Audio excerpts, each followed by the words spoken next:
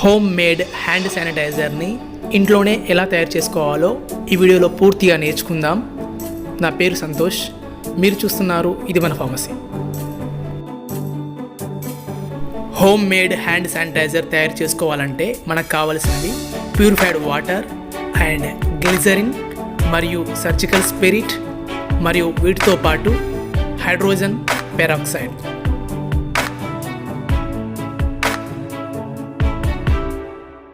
మొదటగా మనకు కావాల్సింది 90 ml మినరల్ వాటర్.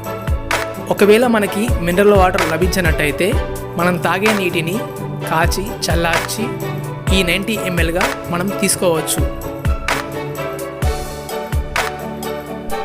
నేనైతే ఈ 90 ml వాటర్ని 10 ml కప్ ద్వారా వాటర్ బాటిల్ నుంచి ఈ జార్లోకి 9 సార్లు తీసుకోవడం జరిగింది. ఇలా యాక్యురేట్గా 90 ml వాటర్ని వాటర్ బాటిల్ నుంచి జార్లోకి 9 సార్లు తీసుకోవడం జరిగింది.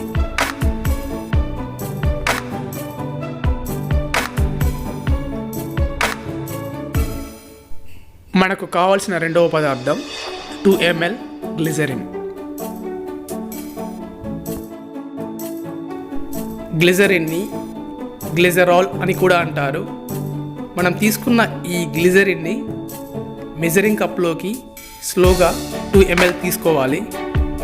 తీసుకున్న ఈ 2 ml గ్లిజరిన్ని జార్లోకి మెల్లగా పోయాలి.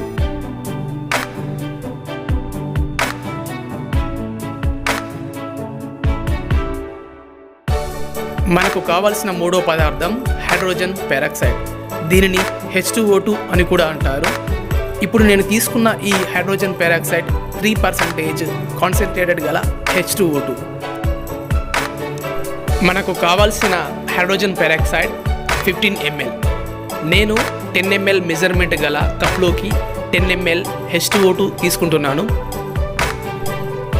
మనం ఇంకా 5 ml H2O2 కూడా 10 mlతో తీసుకోవాలి. మనకు కావాల్సిన మొత్తం డోస్ 15 ml H2O2. సో కప్లోకి నేను ఇప్పుడు 5 ml H2O2 కూడా తీసుకుంటున్నాను.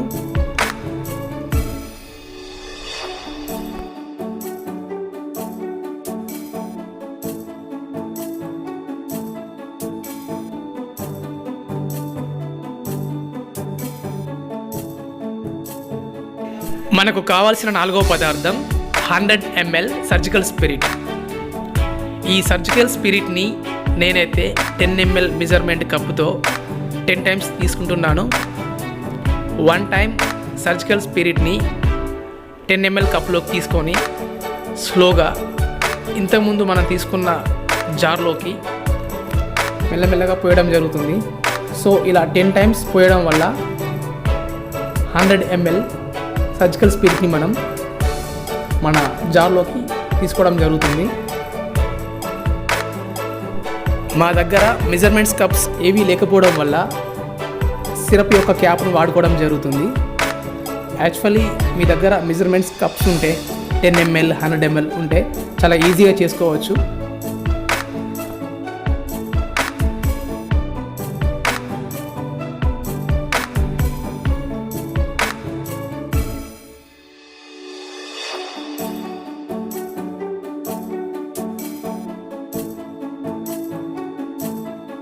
ఈ 4 పదార్థాలు తీసుకున్న తర్వాత వీటిని బాగా కలిసేలా కలపాలి.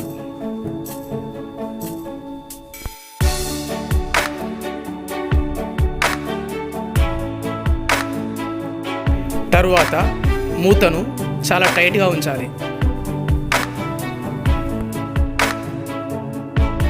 ఇప్పుడు మనం తయారు చేసుకున్న ఈ శానిటైజర్ని క్లోజ్డ్ క్యాప్ ఉండే కంటైనర్లోకి ట్రాన్స్ఫర్ చేసుకోవాలి.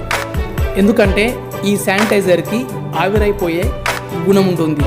సో క్లోజ్డ్ క్యాప్ ఉంటే ఈ శానిటైజర్ అనేది ఎక్కువ కాలం ఉంటుంది.